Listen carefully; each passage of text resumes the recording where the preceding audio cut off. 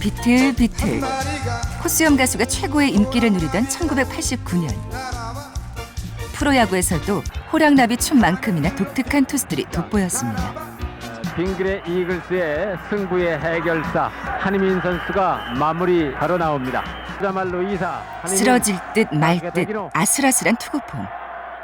프로야구 최초의 정통 잠수함 투수 한희민입니다. 한 점 차로 쫓긴 위기 상황. 하지만 역전은 없었습니다.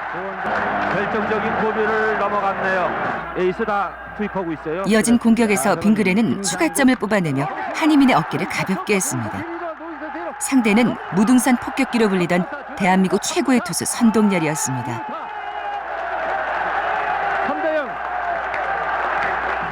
3대0. 그리고 마지막 9회. 마지막 공격이고 큰 것을 기대해 볼 밑에서부터 떠오르는 잠수함 투구가 또다시 위력을 발휘했습니다. 3구. 브라우. 그렇게 연상을 하셨는데요. 탁구공 같은 거를 툭 튕겼을 때 휙 하고 여기서 물결 치듯이 올라가잖아요. 그러니까 그런 공을 잘 던졌어요. 한희민 선수가 주특기가 그거였습니다. 88년 코리안 시리즈에서는 중견수 잡았습니다. 경기 끝났습니다. 4대0으로 빙그레 이글스가 89년도 코리안 시리즈 1차전에서 해태를 물리치고 이겼습니다. 자, 한희민이 지켜낸 1차전은 빙그레가 89년 한국 시리즈에서 거둔 유일한 승리였습니다. 아직도 경기는 6번. 2차전 역시 마무리는 잠수함 투수의 몫이었습니다. 해태가 2점 차로 앞서 나가자 5회 신인 투수 이강철이 마운드에 오릅니다. 팀 승리를 지켜낸 위력적인 잠수함 투구. 이강철은 4차전에서 다시 한번 세이브를 기록했습니다. 강철이는 좀 이 사이드에 가까운 투수였는데 그 몸이 유연해가지고 그 아주 유연하고 팔이 길었기 때문에 볼을 던지면 꼭 바로 앞에서 던지는 것 같이 그런 느낌이었고 공이 또 아무래도 올려다 던지다 보니까 빨랐고 한희민은 떠올리는 카브였지만 강철이는 또 한편은 슬라이더식으로 각이 큰 카브를 던졌죠. 상당히 치기가 까다로웠죠. 굉장히 잘 던진 선수입니다. 1989년은 잠수함 투수들의 전성기였습니다. 대졸신인 이강철은 시즌 15승을 기록했습니다. 10년 연속 두 자릿수 승리라는 그의 대기록이 시작된 해였습니다. 6대2로 해태 타이거스가 4차전 승리를 거두면서 한희민도 최고의 시즌을 보냈습니다. 최종 성적표는 16승. 한희민이 프로 데뷔 이후 거둔 가장 많은 승리였습니다. 잘 맞지는 않았습니다만 좀 빗맞긴 했지만 2m에 가까운 큰 키를 자랑했던 또 다른 잠수함. 89년 신인왕에 오른 박정현입니다. 혼자 19승을 기록한 그는 패배에 익숙했던 태평양 팬들에게 우상이었습니다. 계속해서 바람이어로 데뷔해 10대들의 우상이 된 사랑의 불시착 박남정 씨입니다. 마주보며 서로가 아무런 말 없이 똑딱똑딱 흐르는 시간. 떠오르는 공, 그리고 최고의 별로 떠오른 잠수함 트리오. 나란히 선발 투수로 활약하며 다승 부문 10위 안에 모두 이름을 올렸습니다.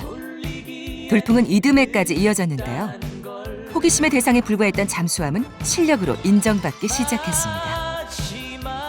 그래서 그때가 안다수 투수들이 정성기라고 볼 수가 있었지. 그때 저 역시 마찬가지고 자신감도 생겼고, 그래서 이제 88년도 89년도 그때 당시 최고의 뭐랄까 해랄까, 나한테는 그런 연도예요. 참 의미 있는 연도고. 이노에게 한희민과 대결의 기록. 부서진 작은 꿈들이 하늘 멀리 저 멀리 지금까지 1회 만에서 빙그레 이정도 이름이 뭐예요? What's your name? What's your name?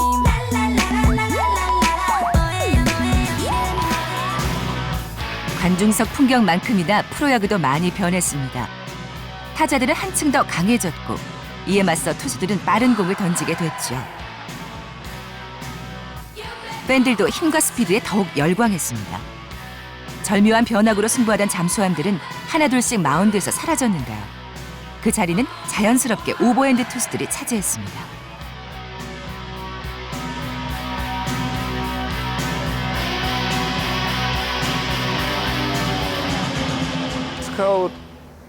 스카우터들이 이렇게 봤을 때 기준을 나누는 점은 이제 지면하고 팔 각도가 수평을 이루었을 때부터 사이드암이라고 보고요. 거기서 밑으로 떨어질 때를 이제 언더로 보고 거기서 위로 올라갔을 때를 3쿼터, 더 올라가면 오버핸드 이렇게 보거든요. 공을 위에서 아래로 던지는 건 인체 구조상 가장 자연스러운 동작입니다. 반면 중력에 맞서 공을 올려 던지는 잠수함 투수. 상대적으로 공이 느리다 보니 변화구를 주무기로 하는 경우가 많습니다. 오버핸드를 정통파, 언더핸드인 잠수함을 기교파 투수를 부르는 이유입니다. 오버핸드 같은 경우는 위에서부터 타점이 높은 위에서 내리꽂는 반면에 언더핸드 같은 경우는 사이드 내지는 밑에서부터 볼이 올라오기 때문에 그런 그 볼의 구속에 대한 차이가 확실히 나타납니다. 단 언더핸드 같은 경우는 밑에서부터 뿌리기 때문에 이런 이 변화구, 예를 들면 슬라이더나 아니면 커브볼을 변화구로 구사하는 데 있어서 상당한 유리한 그런 이 조건을 갖고 있다라고 볼 수가 있습니다. 지난 1998년 방콕 아시안게임 야구 준결승. 대한민국이 3대2로 역전한 4회. 대표팀의 두 번째 투수가 마운드에 오릅니다. 20살 대학생 선수 김병현입니다. 긴장한 듯 보인 것도 잠시 믿기 힘든 장면이 이어집니다. 바깥쪽 스트라이크입니다. 3구 똑같이 바깥쪽 코스로 했습니다. 바깥쪽죠. 바깥쪽 투앤투. 바깥쪽 스트라이크아웃입니다. 투앤원. 또 바깥쪽 스윙 스트라이크아웃. 단 말이에요. 세징 바깥쪽. 바깥쪽 스트라이크아웃 됩니다.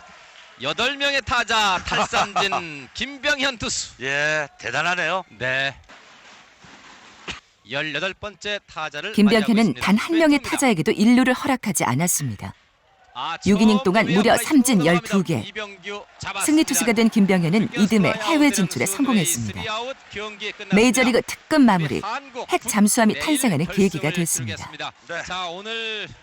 당시에 코칭 스태프였던 다른 분들에게 들은 증언에 의하면 연습 경기 때 이제 우리 선수들 주력 타자들이 이제 컨디션 조절을 하고 해야 되니까 제일 어린 막내 김병현을 이제 마운드에 올려서 피칭 연습을 했는데 이 피칭 연습이 아니라 선수들이 손을 못 대는 대학생 투수 하나 올려놨더니 국가대표 중심 타자들이 쩔쩔매더라 하는 그런 증언을 들은 적이 있거든요. 그 당시에 이미 김병현 선수의 구위는 국내뿐 아니라 사실 중국전이 아니었더라도 다른 어떤 팀과 상대했어도 정말 압도할 정도의 대단한 구위를 이미 보유하고 있었습니다. 그리고 2년 뒤 시드니 올림픽. 또 다른 언더핸드 투수가 세계를 깜짝 놀라게 했습니다. 김병현보다 더욱 정통 잠수함에 가까웠던 정대현. 대표팀의 유일한 대학생 선수였던 그는 예선전 그리고 4강전에서 만난 미국과의 두 차례 경기에 모두 선발 등판했습니다. 실제로 우리가 옆에서 이렇게 보고 연습 때 던지는 거 보면 별거 아니라고. 별거 아니야. 근데 역시 타석에 있는 사람들이 타이밍을 맞추기가 힘들고 이렇게 폼이 느린 것 같아도 순간적으로 놀 때가 빠르기 때문에 거기에 많이 현혹당하는 그런 것도 있고 그러니까 미국 선수들이 꼼짝을 못하더라고. 그러니까 그냥 볼 때는 우스워, 볼 자체가. 근데 앞에서 어떻게 보면 춤추는 것 같이 움직이니까 치기가 힘든 거 아닌가. 정대현은 프로 무대에서도 승승장구했습니다. 2000년대 새로운 강팀으로 떠오른 SK. 그 중심에는 특급 마무리 정대현이 있었습니다. 3점업체 깔끔하게 정리하고 내려갑니다. 스트라이크 2볼에서 2번의 잠수함 투수의 가장 큰 무기는 역시 독특한 투구폼. 하지만 이 때문에 부상을 당할 위험도 더욱 커집니다. 실제 프로 무대에서 오랫동안 활약한 잠수함 투수는 손에 꼽을 정도입니다. 박정희 선수로서는 자기가 있는 힘 다 해서 던져준 거예요. 컨디션이 나쁘겠다. 다들 맨 처음에는 이상하게들 봤지. 왜 멀쩡하게 던지는데 왜 밑으로 던지자 이거요. 일반인 투수들은 똑바로 던지는데 언더 투수들은 뭐냐면은 숙여야 된단 말이야. 그러니까 제가 언더스를 하는데 대학 때도 그렇고 프로 와서도 듣는 소리가 언더스로는 수명이 짧다. 이렇게 되게 그렇게 말들이 많았거든요. 거의 90%를 이렇게 또 많이 짧았고요. 아, 자꾸 숙여서 이게 힘드니까 어떨 때는 나도 이렇게 좀 던졌으면 하는 생각은 사실 많이 들었어요. 너무 힘드니까. 특히 부상이 하체에 집중된다고 하는데요. 자세히 알아보기 위해 체육과학연구원을 찾았습니다. 오버핸드부터 언더핸드까지 4가지 투구 유형별로 무릎에 가해지는 힘을 비교하는 실험입니다.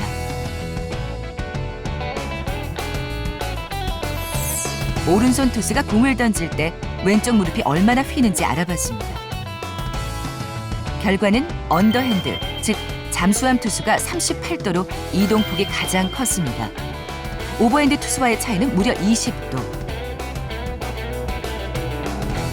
따라서 이 무릎에 부하되는 그런 이 힘이랄까요, 이런 것들이 즉 언더핸드 같은 경우가 좌우의 이동 폭이 크기 때문에 이 축을 이루는 무릎의 좌우의 이런 부하가 상당히 크다라고 볼 수 있고, 반면에 오버헤드 같은 경우는 비교적 이동폭이 작고 수직에 가깝기 때문에 또 이 힘이 전달하는 이 회전 운동량을 전달하는 데 있어서 다소 유리한 이런 투구 폼이라고 볼 수가 있습니다.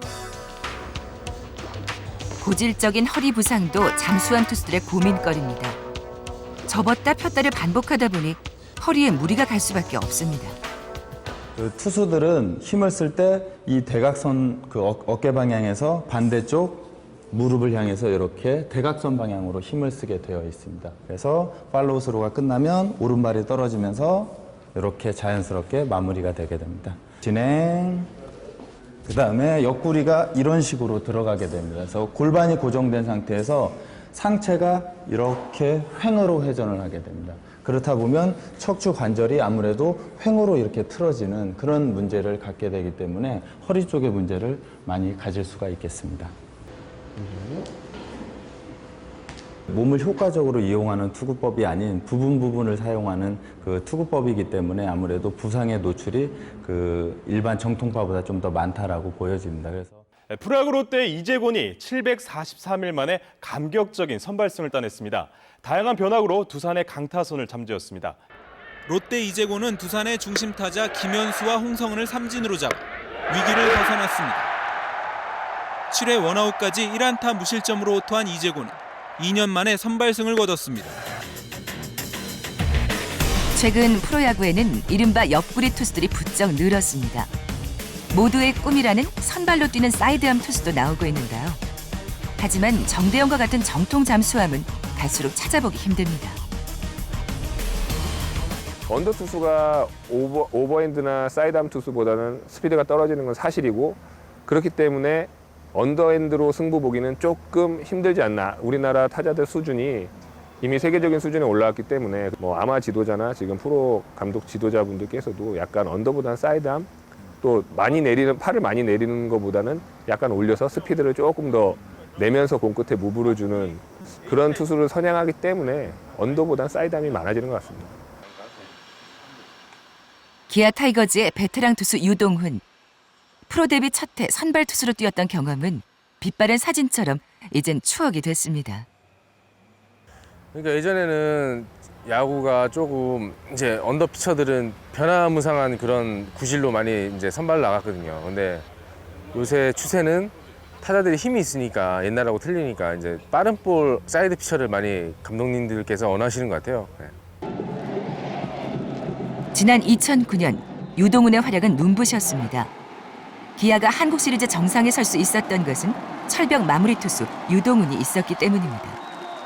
잠수함도 프로 무대에서 성공할 수 있다는 희망의 증거가 됐습니다.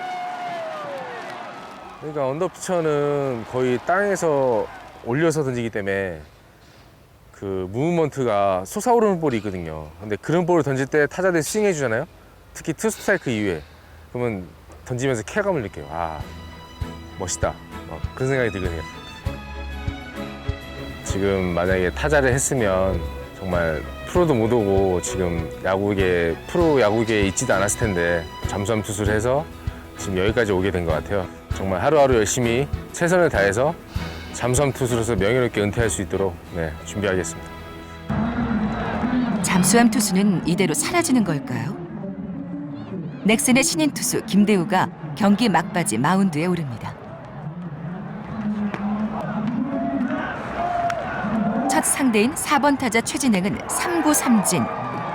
1군 무대의 첫 등판인데요. 그런 선수답지 않게 아주 과감한 투구를 하고 있습니다.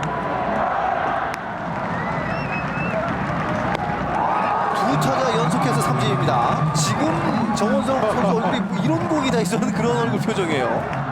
우리나라 선수들이 김대우 선수처럼 타점이 낮은 선수는 최근에는 거의 처음 보는 선수거든요. 그렇죠. 유현진 선수도 지금 어떻게 던지는 거야? 그런 얘기를 하는 것 같아요.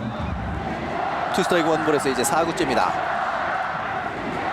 멈춰! 자, 세 타자 연속 삼진으로 잡아냅니다. 잠수함 투수의 강렬한 데뷔전은 한동안 화제가 되기도 했습니다. 그러니까 폼이 워낙에 이제 낮고 그렇기 때문에요. 타자들이 이제 땅 밑에서 올라오는 것 같다 뭐 이런 식으로 많이 얘기해 주시고, 그리고 오른손 타자들은 자기 몸에 맞을 것 같다 이런데 스트라이크 들어가고 이러니까요.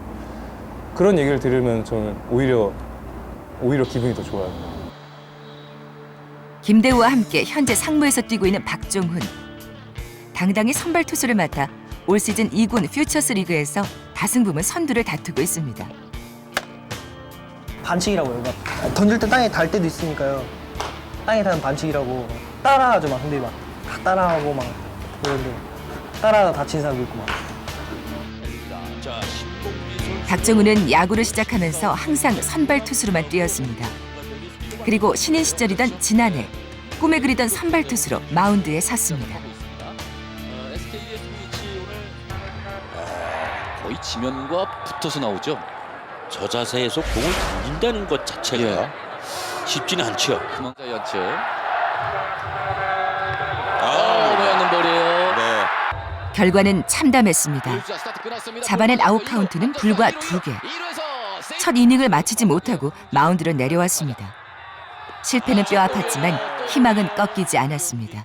선발로서의 가능성을 보여줘서 오늘 로페즈 공백을 메우고 있습니다. 프로 와서는 정대면을 많이 보고 윤경환 선배님도 보고 뭐 이재곤 선수 그 롯데 이재곤 형도 보고 엄청 많잖아요. 요즘에 사이드도 많고 많잖아요. 그러다가 이제 일본 투수 와타나베도 보고 막 이렇게 많이 뵙고 그러다 보니까 고등학교 2학년 말까지 이제 퍼스트 1루수를 봤었어요. 근데 어떻게 하다가 운 좋게 감독님께서 한번 투수를 한번 해보지 않겠냐고 권유를 해주셔서요. 처음에 저도 사이드 투수로 시작을 했었어요. 그 해 겨울에 그때 이승엽 선배님이 한참 지바롯데에서 있었을 때요. 그 와타나베라는 투수가 있는데 그 투수 공 던지는 걸 보고 이제 애들이랑 장난치다가 저는 솔직히 언더로 이제 내리게 됐던 것 같아요. 세상에서 가장 낮은 잠수함. 부록을 눈앞에 둔 와타나베는 일본 프로야구에서 여전히 선발 투수로 활약하고 있습니다. 잠수함이라고 해서 선발 못하는 그런 건 좀 이해가 안 가요. 언더 투수니까 너 마무리해라. 중간에 해라. 좀 싫어. 언더 투수 최다승이 뭐 몇 등이다 싶으면 저는 그 이상을 넘고 막 이렇게 넘고 싶어. 다 선발 자리에 꽉 차서 선발로 해서 끝까지 하는 사람 언더 투수는 거의 없잖아요. 그냥 계속 저 선발로 해서 끝까지 하고.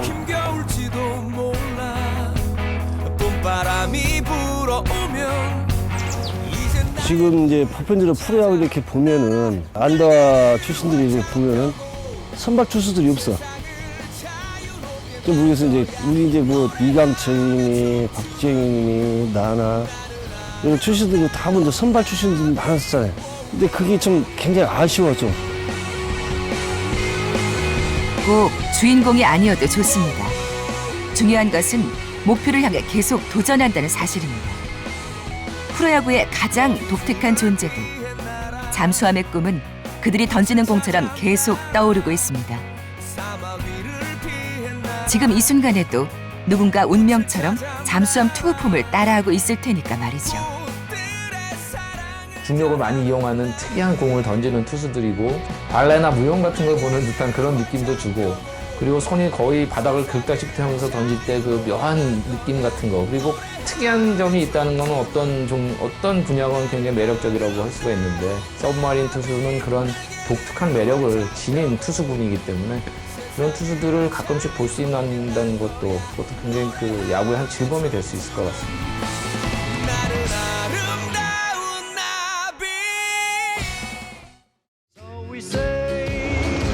오늘 이제 미스터 추경 씨라고 그러는데 또 시구에는 유리 씨가 있다고 합니다. 경기 전에 또 그라운드에서 공연도 해주셨고요.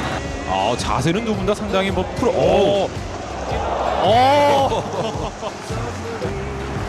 자세가 들어가는 것도 상당히 좋았는데요. 시즌부터 볼을 하신 거 아닌가 싶은데요. 네. 뭔가 좀 자세 나옵니다. 언더핸드를 던지는데요.